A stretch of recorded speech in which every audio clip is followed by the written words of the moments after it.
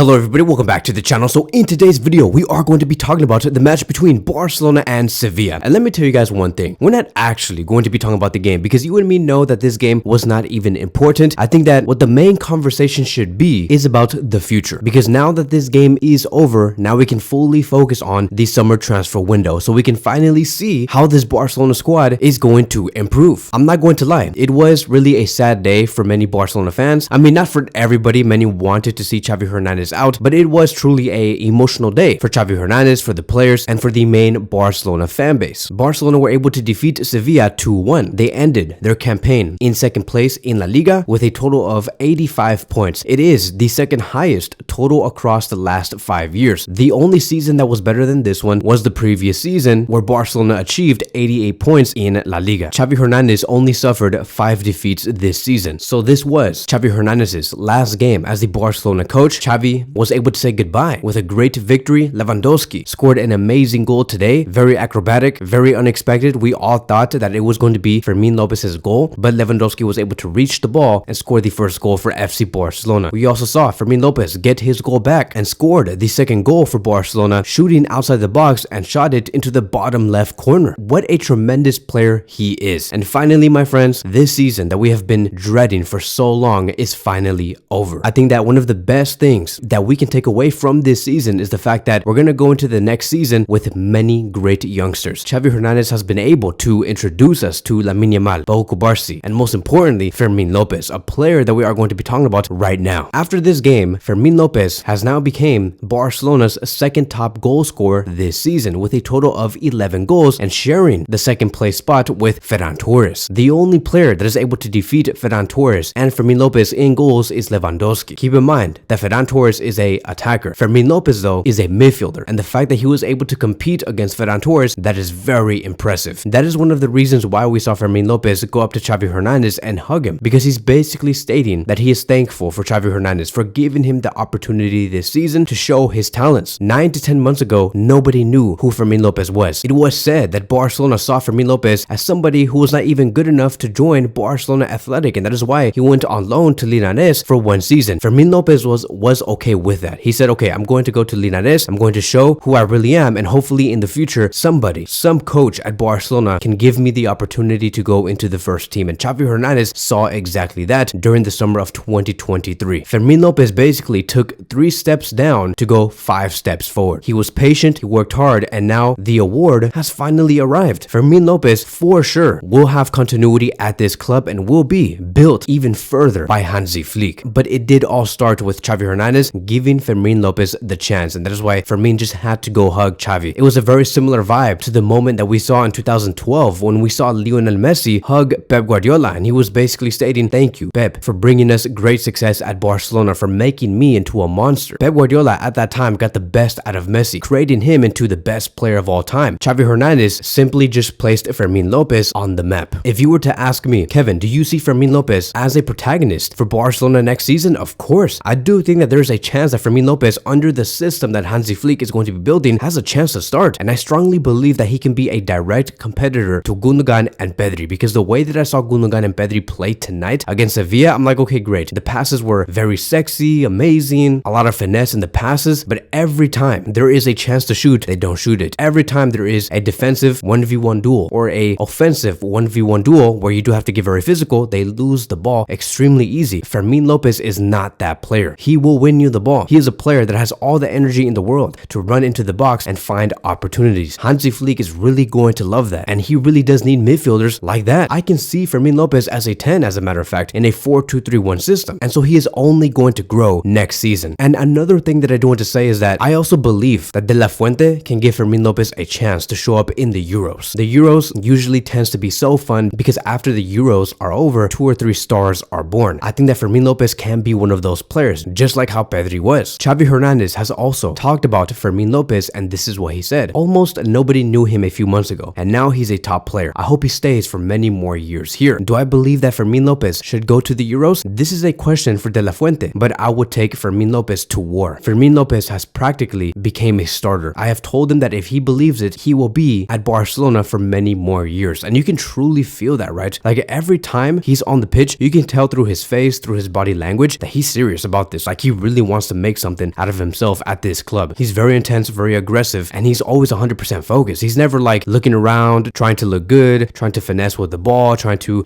please the audience. No, he's trying to please the Barcelona system. He always tries to look for an opportunity to complete an attacking play. And so moving on from that, I also want to compare the past 6 seasons and rank the final point tally in La Liga. Now that Xavi Hernandez's season and final season is over, here is going to be the official rank. In the past 6 years, since the 2018-2019 season, the season with the most points was the 2022-2023 season under Xavi with a total of 88 points. The second highest is the 2018-2019 season with a total of 87 points. That was a season where we had a prime Messi, a prime Suarez, a prime Rakitic, a prime Jordi Alba. It truly was a really good team. The third highest season was in this season with a total of 85 points. The fourth highest season is the 2019-2020 season with a total of 82. We had Valverde and Quique Setién coach in that season. And then the fifth highest season is the 2020-2021 season with Ronald Koeman with a total of 79. And the last season with the least amount of points is the 2021-2022 season with a total of 73, which was coached by Ronald Koeman and Xavi Hernandez. So to be honest, Xavi Hernandez's job has not been that bad. Even Xavi stated after the match was over that he believed that the work that they have done has not been valued enough. This is what he said. I think that the work we have done has not been valued enough. Yesterday I was sad and today I am too. And so overall, we're gonna have to move on. The future is with Hansi Flick. Joan Laporta appointed Hansi Flick for a reason. It's because he believed that this coach can better Xavi Hernandez, or else like why else would he appoint Hansi Flick and sack Xavi Hernandez? He's gonna have to beat Xavi's best season with a total of 88 points, or at the very least get more than 85 points, which is what we got in this year. If Hansi Flick can get anywhere near 90 points to 95 points for the next season, then yes, Joan Laporta hit the nail with this one. But anything less might be seen as a disappointment. And so what we have to do as a Barcelona fan base is to support Hansi Flick no matter what. We have to make sure that Barcelona do the correct signings in the summer. Let's strengthen the squad. We have to show up and we have to improve. We do have to go for it all, even though I know that it may seem very impossible. We just have to believe. And within these next upcoming videos, a lot of it is going to have to do with Hansi Flick, how he's going to be forming his starting 11, who is going to be in the starting 11. And of course, there is going to be so many transfer stories that we are going to be covering in this YouTube channel. That is going to be wrapping up today's video. Thank you guys so much for watching, and I will see you guys in the next one.